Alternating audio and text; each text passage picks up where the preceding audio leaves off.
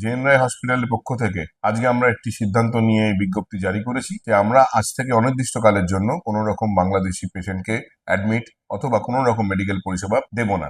ওরা উত্তর দেওয়ার সময় এসেছে, এটা মুখে নয়, কার্যক্ষেত্রে এমন উত্তর দেন যাতে আজকের বাজারে 150 টাকা পেঁয়াজ, 120 টাকা আলু, এটা যেন পাকিস্তানের মতো 1000 টাকা লিটার পেট্রোল, 1 কেজি আটার দাম 400 টাকা, পাকিস্তানের মতো অবস্থা হয়। বড় বড় কথা, ফারাক্কার উপর দিয়ে বিদ্যুৎ না গেলে 80 জায়গায় এক্ষুনি অন্ধকার। শুক্রবার বাংলাদেশি রোগীদের চিকিৎসা দেওয়া বন্ধের ঘোষণা দিয়েছে কলকাতার জেএন রায় হাসপাতাল।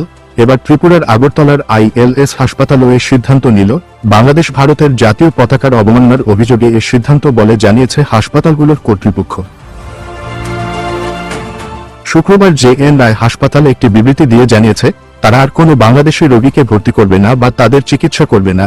হাসপাতালের প্রতিনিধি শুভ্রাংশু ভক্ত বিবৃতিতে বলেছেন, আমাদের দেশের লাখ লাখ সৈনিক বাংলাদেশের স্বাধীনতার জন্য রক্ত ঝরিয়েছে, তাই যখন তারা আমাদের জাতীয় পতাকাকে অপমান করে তখন আমরা তাদের সঙ্গে সৌহার্দ্যপূর্ণ সম্পর্ক বজায় রাখতে পারি না। তবে পশ্চিমবঙ্গ মেডিকেল কাউন্সিল WBMC হাসপাতালের অবস্থান সমর্থন করেনি এবং বাংলাদেশি রোগীদের চিকিৎসা চালিয়ে যেতে বলেছে। WBMCর সভাপতি ডক্টর সুদীপ্ত রায় বলেছেন, তারা রোগীদের মধ্যে কোনো বৈষম্য করেন না এবং সবার চিকিৎসা করবেন।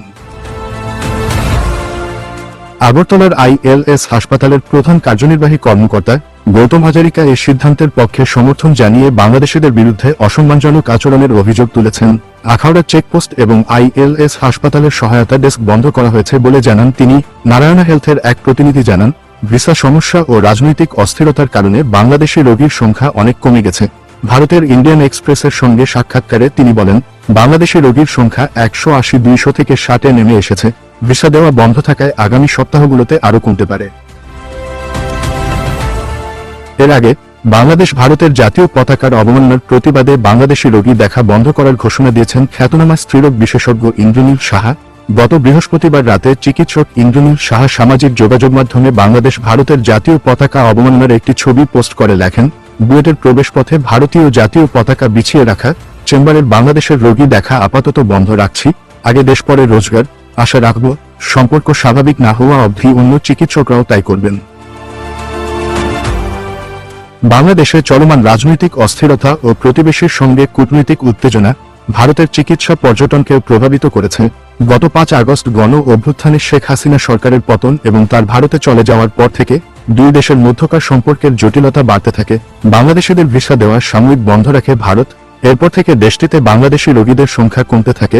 সম্প্রতি বহিষ্কৃত ইসকন সদস্য ও সম্মিলিত সনাতন জাগরণ মঞ্চের নেতা চিন্ময় কৃষ্ণ দাসকে গ্রেপ্তার এবং একে কেন্দ্র করে আদালত এলাকায় এক আইনজীবীকে পিটিয়ে হত্যার পর দুই দেশের মধ্যে উত্তেজনাকর পরিস্থিতি তৈরি হয়েছে। ডেস্ক রিপোর্ট, ধ্রুব নিউজ।